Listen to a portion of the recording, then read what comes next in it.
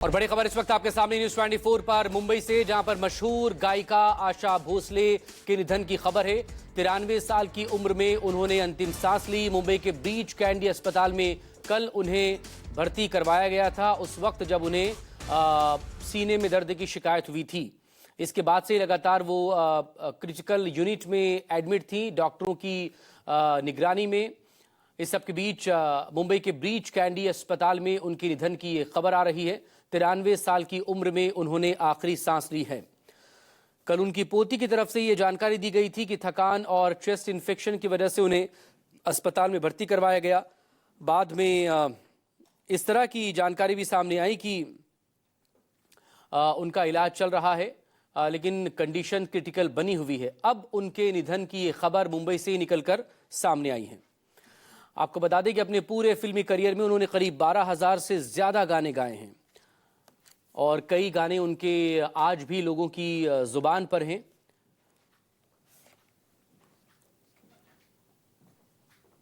इससे पहले एक और स्वर कोकिला लता मंगेशकर जी का जब निधन हुआ, तब भी फिल्म जगत को और संगीत जगत को एक अपूर्णीय क्षति हुई थी। और अब आशा भोसले के निधन की ये खबर जब सामने आई है, तब जाहिर तौर पर यह भी एक बड़ी और अपूर्णीय क्षति है। सालों तक उन्होंने संगीत की दुनिया में रहकर जो नाम कमाया है, जो सेवा उन्होंने की है संगीत की, अपने इन्हीं 12,000 से ज़्यादा शानदार और बेहतरीन गानों के ज़रिए वो हमेशा हमारे बीच में रहेंगी। लेकिन ये एक बड़ी क्षति है फिल्म जगत और संगीत जगत के लिए। 93 साल की उम्र में उन्होंने अंतिम सांस ली है, जिस तरह की खबरें अब आ रही हैं।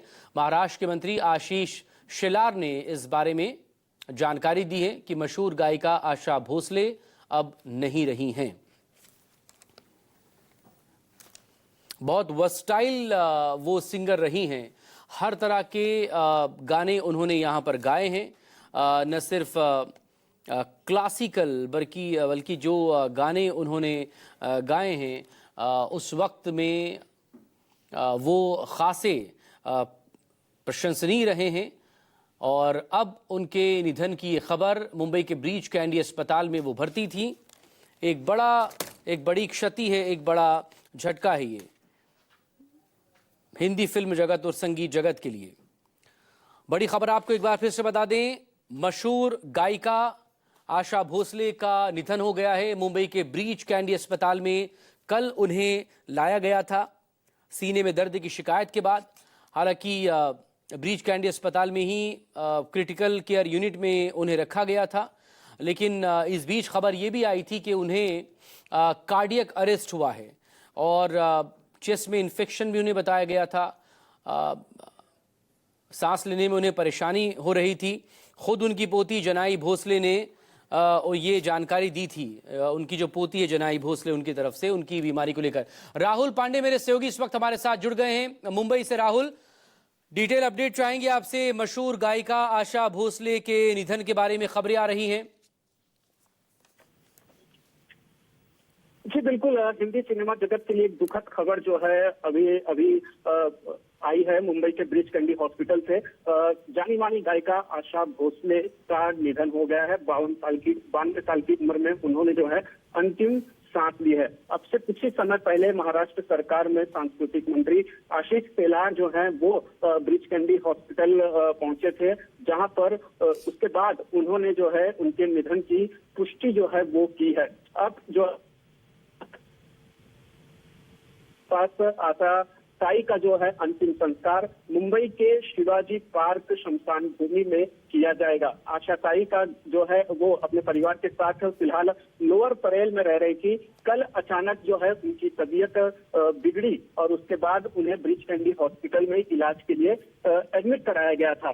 पहले तो ये खबर आई कि उन्हें जो है कार्डियक अरेस्ट आया है, लेकिन उसके बाद उनकी जो पोती है जनाई भोसले, उन्होंने सोशल मीडिया पर अपनी दादी का हेल्थ अपडेट जो है वो साझा करते हुए कहा कि उन्हें जो है कमजोरी के साथ साथ जो है सीने में इंफेक्शन जो है वो हो गया है, जिसकी वजह से उनका इलाज ब्रीच कंडी हॉस्पिटल में चल रहा है। लेकिन अभी जो जानकारी निकलकर सामने आ रही है उसके मुताबिक आशाताई का निधन जो है मल्टी ऑर्गन फेलियर की वजह से जो है वो हुआ है। उनके बेटे ने भी उनके निधन की पुष्टि की है। अब से कुछ ही समय पहले मीडिया के सामने उनके बेटे भी जो है वो आए थे और उन्होंने जानकारी दी कि उनकी मां जो है अब इस दुनिया में नहीं रही है। आशाताई जो है एक हिंदी सिनेमा की एक बड़ी शख्सियत जो थी वो है मेरी माताजी श्रीमती आशा भोसले, इनका आज निधन हो चुका है।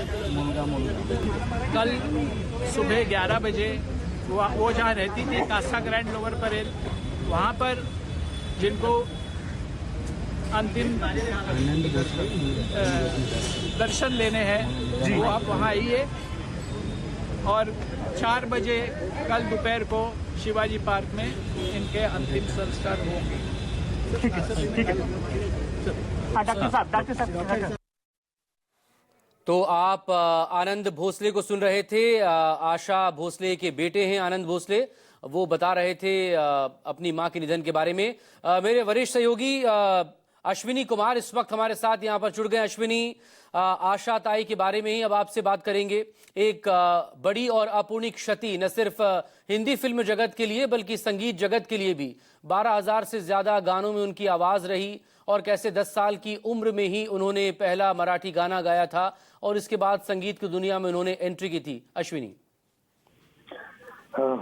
ये खबर बहुत एकदम कल रात जब ये खबर आई थी कि वो ब्रीच कैंडी हॉस्पिटल में उनको एडमिट कराया गया है तो जनाई से बात हुई थी और जनाई ने ये कहा कि नहीं सिर्फ वो इन्फेक्शन की वजह से एडमिट है, तो उम्मीद बढ़ी थी।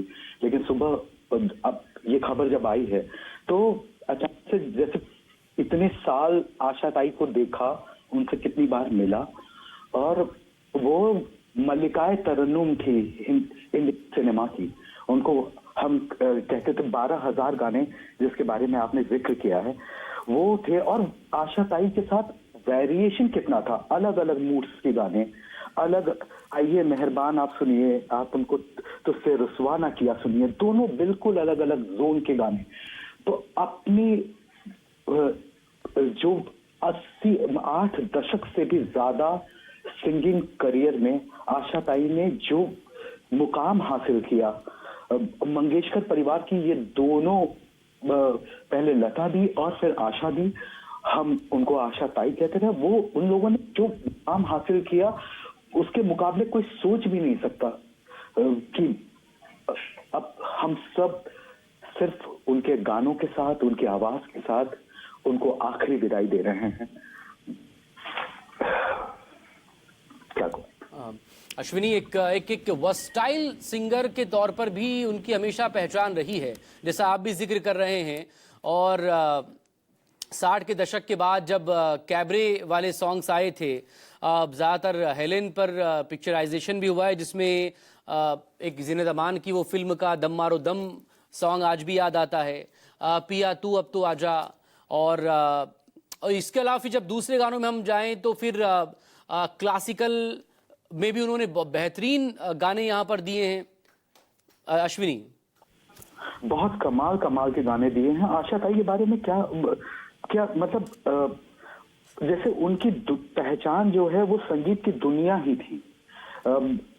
7 सुरों की सरगम आशा ताई की जो रग रग में बसी थी।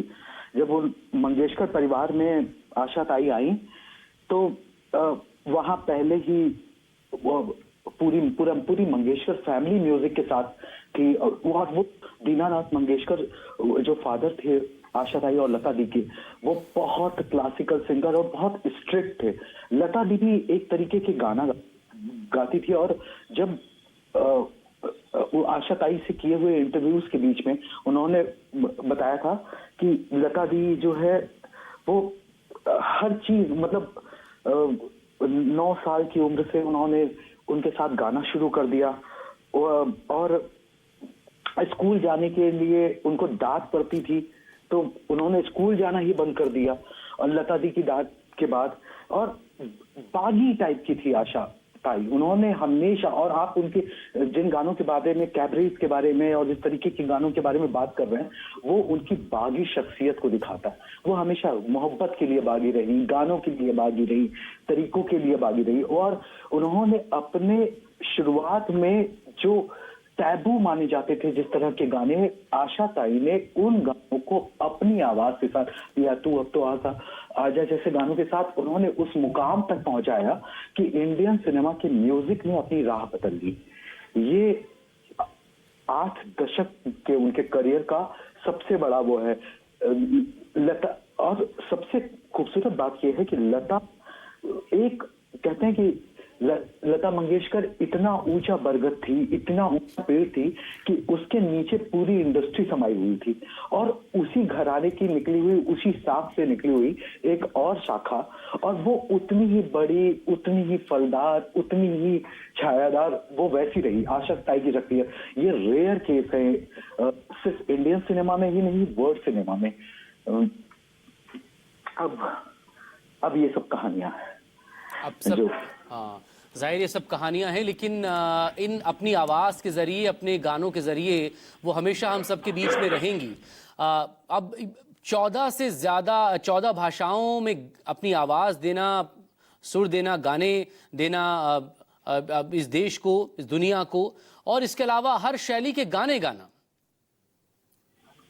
बिल्कुल, आपको पता कि 50s के टाइम पर आशा भोसले की आवाज इतनी अलग थी, लेकिन उसके बावजूद लता दी को ज्यादा तरीके के गाने मिलते थे। आशा दी के पास जो गाने आते थे उस दौर में, वो बाकी जो टॉप सिंगर्स थी उनके छोड़े हुए गाने आते थे। जैसे मैं आपको गाने का जिक्र करता हूँ, नन्हे मुन्ने बच्चे तेरी मिट्टी में क्या, राज कपूर की फिल्म वुड पॉलिश के लिए का गाना था। फिल्म कामयाब रही, आशा जी का वो गाना बहुत पावरफुल रहा। लेकिन वो जब ओपी नैयर साहब, आशा जी के करियर में जो सबसे बड़ा मुकाम आया, वो ओपी नैयर साहब के साथ आया। वो जो उस समय जिन्होंने लता जी के थोड़ी बेरुखी की वजह से अपने पूरे करियर में, वो लता जी से उन्होंने एक भी गाना नहीं गवाया, लेकिन आशा जी के लिए वो आवाज के सबसे बड़े पैरोकार बने। अब आप सोचिए, सीआईडी का वो गाना जो लेके पहला पहला प्यार 1956 में वो फिल्म आई थी, और क्या कमाल गाना था वो। उस समय जो है वो गाना शानदार था, और उस समय ओपी नैयर साहब ने बहुत सारे सिंगर्स को नाराज करके आशा जी से ये गाना गवाया था। और फिर आप याद करिए, नया दौर के गाने याद कीजिए, ये रेशमी जुल्फों का अंधेरा है शर्माइए, ये इस तरीके के गाने उन्होंने आशा जी को उनके 50s के टाइम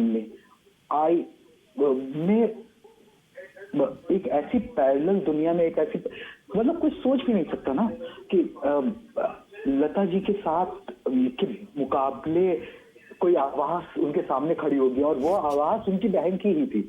इतना खूबसूरत गाना, और अंग्रेजी स्टाइल के गाने आशा जी जो है बचपन में उनको सारे लोग मना करते थे, और बाद में यही गाने, इसी तरह के गाने, वो आशा जी की नटखट मिजाज के हिसाब से वो गाने, वो उनकी सबसे बड़ी पहचान बने।